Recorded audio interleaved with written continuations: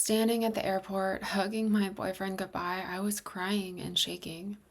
There was a big part of me that just wanted to stay in the safety of what I knew. Every part of my nervous system was screaming that I was leaving safety and what I knew behind. As a sensitive, introverted woman, traveling solo to another country was one of the biggest things I had ever done. But this trip became a lesson in something I've been learning for years: how to stay with myself, even when I'm scared, overwhelmed, and super far out of my comfort zone. Because something that I've realized about sensitive women is that we can sometimes think that the answer is to push ourselves to become someone different, someone who can just do everything easily, someone who thrives in every environment just like everyone else. But this isn't actually the goal. The goal is to learn how to take care of yourself in whatever season you're in. Sometimes that means staying home. Sometimes that means resting and honoring that your nervous system needs safety. And sometimes that means when your intuition gives you a full body yes to do something new and scary, you trust that and bring yourself into the unknown. And that's what Costa Rica was for me. I have always dreamed of traveling, and there's a big part of me that loves adventure, seeing new places, and experiencing different cultures. But I also know myself. I'm a sensitive person. I'm introverted and on the autism spectrum. And that means there are situations that can create a lot more sensory overwhelm and overstimulation for me than they might for other people. But it doesn't mean that I'm less capable. It means I experience things differently and deeply. Crowds, unfamiliar environments, lots of social interaction, navigating new places, and not knowing what's going to happen next can take so much more out of me. And for a long time, I would look outside myself for reassurance in those moments. I would look to my boyfriend or someone else just to feel less alone, less vulnerable when things felt overwhelming. So, this trip was an opportunity to practice something different, to be the person who could be there fully for myself. When I first got the call to join the retreat in Costa Rica, I felt a full body yes. It was hosted by a woman who I had never worked with before, and I didn't know exactly what to expect. But I've been through enough deep inner work to know how to recognize that intuitive yes feeling, even though the fear was loud and there too. And the fear started the moment my boyfriend dropped me off at LAX. I was crying and shaking before I even got out of the car because I was so overwhelmed. I had never traveled alone internationally before, and suddenly I was standing there by myself with my bags, trying to figure everything out in the chaos that is LAX. Even just checking into my flight became this huge, overwhelming experience. I was sent from desk to desk through the crowded airport lines, just trying to find someone who could help me check in. For almost an hour, I was visibly shaking and just trying to hold myself together. There was a part of me that wanted to just break down, but I knew in that moment I needed to stay focused and as calm as possible to get myself through the situation.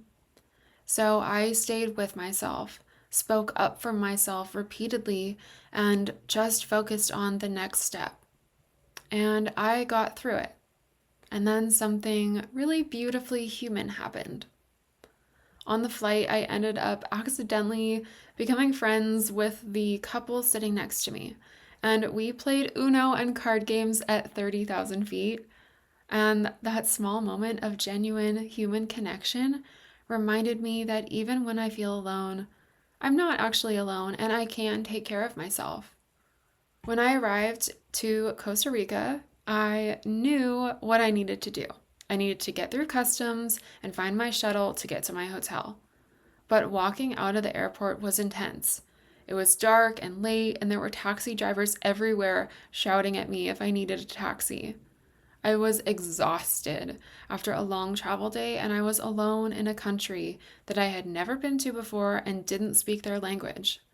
But my intuition helped me through that as well. One of the taxi drivers helped point me towards where my shuttle pickup was. But then he came back and started telling me that the taxi might be full and that I might miss my shuttle. And something in me knew to trust my intuition. I thanked him and said no and just trusted that waiting for my shuttle in a public area was the right choice. And 1 minute later, literally 1 minute later, the shuttle arrived and I got straight on. And I remember getting on the shuttle and feeling really proud of myself for listening to my intuition, even when I was faced with the pulls of fear and anxiety. When I finally got to my hotel room and closed the door, all of the emotion that I had been holding in from the day came out. And I realized how much I had held myself through that day, and I was so proud of myself. The next morning, the shuttle picked us up, and I met the other 27 women that were on this retreat with me. And honestly, I was really nervous.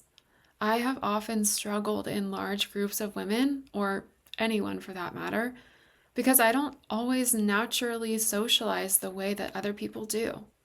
I'm not someone who walks into a room and immediately starts being able to connect with everyone.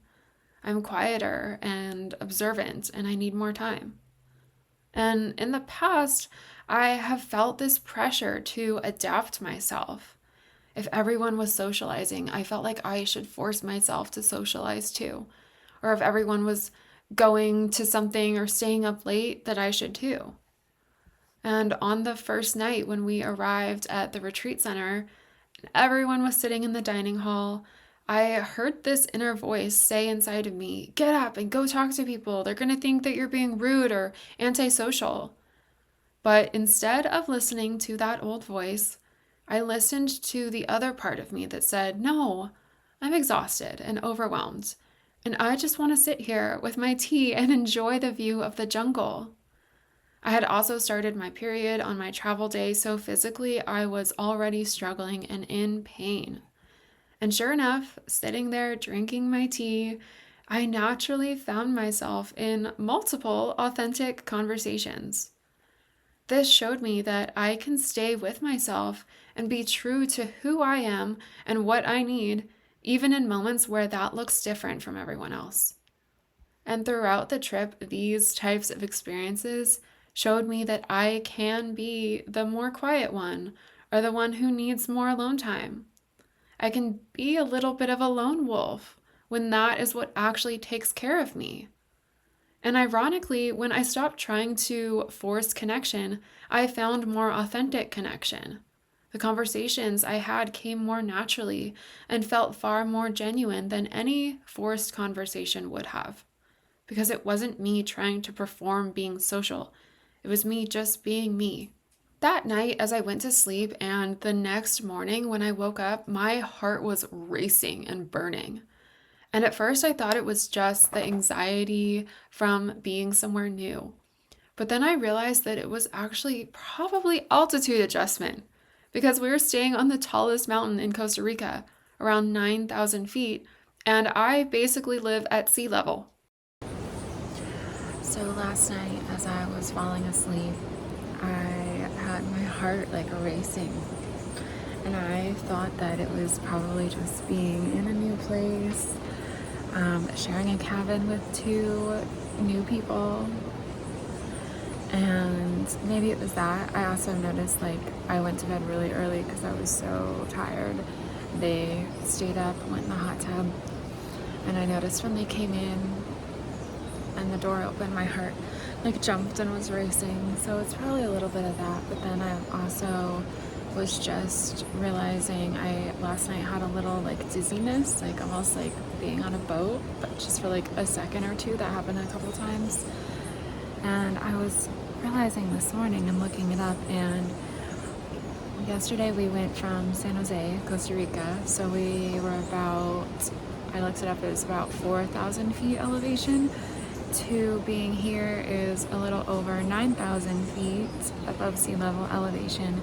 And actually both of those, the dizziness and the heart racing, are apparently very common altitude adjustment symptoms. So that makes me feel a little better, but definitely still have my heart racing, so I'll see how I adjust. So my body was adjusting, and honestly, I was super frustrated. This trip was already stretching me so much. I was already in pain, and I just wanted to feel normal and fully present to participate to the fullest. But instead, my body was asking me to slow down, and that became one of the biggest lessons of the trip. And after all, I didn't come to Costa Rica with the intention of focusing on socializing all day or prove that I could keep up. I came for the inner growth and the experience. The retreat was focused on entrepreneurship and shadow work, and I knew for me that meant deep personal transformation. My priority was attending the mastermind meetings, doing that inner work, and having enough energy to actually integrate what I was learning. But there was still this tension, thinking, would people think I was being distant or rude? As a sensitive, introverted woman, social environments can take more energy from me. And I had to keep reminding myself that I don't have to abandon myself to be accepted or try to fit in. A few days into the retreat, after one of the mastermind meetings, I felt really confused about how to apply the teachings to my business. And my first instinct was to just go and try to figure it out alone, because that's something I've had to do for a really long time. But at the end of the meeting, the retreat leader reminded us that if we needed support, to come up to talk to her. So I listened and went up and asked for help. And that moment became one of the most powerful moments of the entire trip for me. She led me through a somatic shadow work exercise, which is a type of work that I'm very familiar with and can drop into very quickly. And what came up was this image of two different parts of myself. One part was this younger, joyful, pure part of me that wants to be seen and known and share my voice and creative expression. And another part was this protective, shadowy, anxious looking part that I saw gripping my throat from the inside. But it was really clear that this part was trying to protect me because on so many occasions, I had learned that expressing myself and sharing my truth was dangerous. Instead of fighting that part or trying to force myself through it, the lesson was learning how to work with it, how to create safety and help that protective part understand and see that my expansion doesn't have to mean danger, that I can use my voice and still be safe. After that, we talked through my business, and what I walked away with was actually a deeper trust in myself. For years, I had looked at other people's strategies and thought maybe they had the answer that I didn't. Maybe they knew the missing piece or the way that I needed to do things in order to succeed. But this experience reminded me that I already have so much wisdom inside of me and a solid business strategy too. And I don't need to keep searching outside of myself for someone to give me permission or their answers. I need to more deeply trust my own answers. This theme also came up after a medicine woman from a local tribe came to do a mask painting workshop with us. Upon interpreting my mask, she said that mine showed my intuition, abundance, and soul, and that the message was for me to let go and let things flow and surrender and not try to grip so tightly. But the next challenge came during our main excursion when we hiked down this beautiful mountain to this incredible waterfall.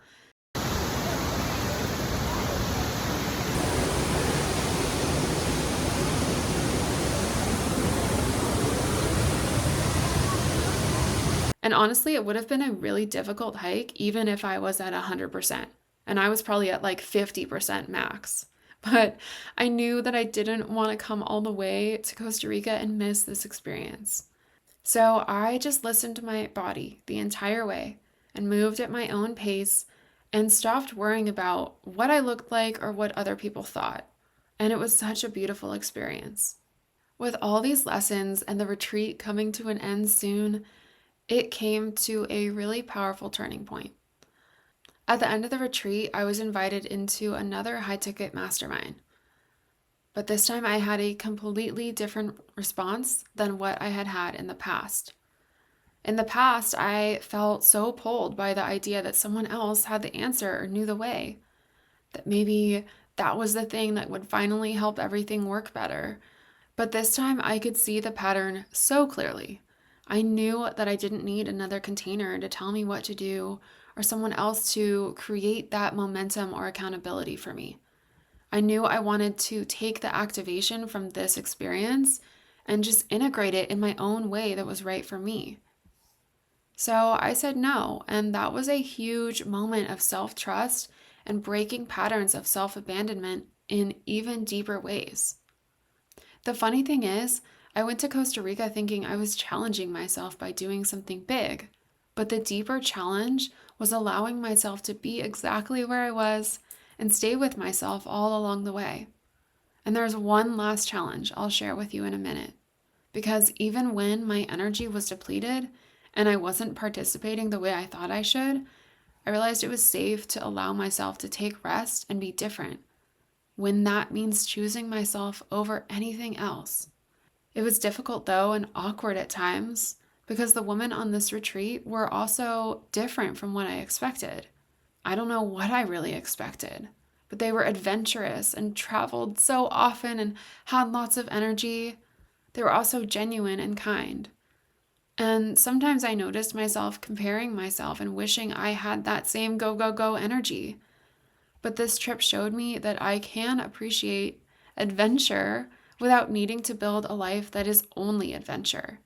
It gave me a new perspective on my life because I love my slow mornings and my home and my dogs and my quiet, calm life in Santa Barbara.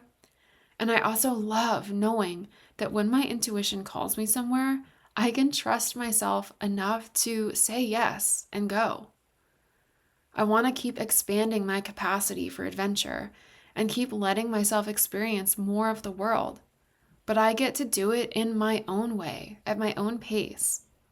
And on the final morning, because apparently Costa Rica wanted to give me one final lesson, I bit into my granola bar and broke my permanent retainer. And at first, I was so frustrated. I was like, of course this would freaking happen. But as I sat with it, a part of me was able to laugh about it too. It felt symbolic in a way. This was something that had been placed on me years ago, something I didn't choose and was just told that I needed. And here I was on a trip all about trusting myself and choosing myself, and that old structure was breaking. Corny but true, I came home from Costa Rica realizing that the biggest adventure wasn't the country. It was learning to stay with myself through whatever I go through. That I don't have to leave myself behind or abandon my own needs in order to experience more. I don't have to become someone else to try to belong. And I don't have to force myself into someone else's version of success or connection or adventure. I can honor who I am as a sensitive woman, a deep feeler, a quiet observer, a woman who often needs more rest than other people, but also has big dreams. And I can keep choosing myself through all of it.